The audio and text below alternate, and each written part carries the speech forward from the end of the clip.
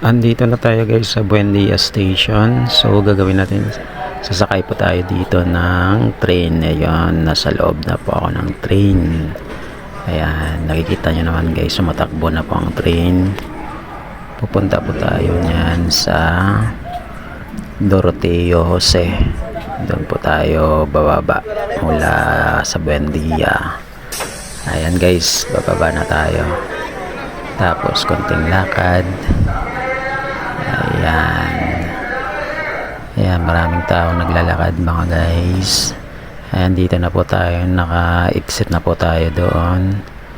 So, konting lakad po. Pupunta po tayo niyan guys sa sa Odeon Building. Kasi may dala-dala po tayong printer.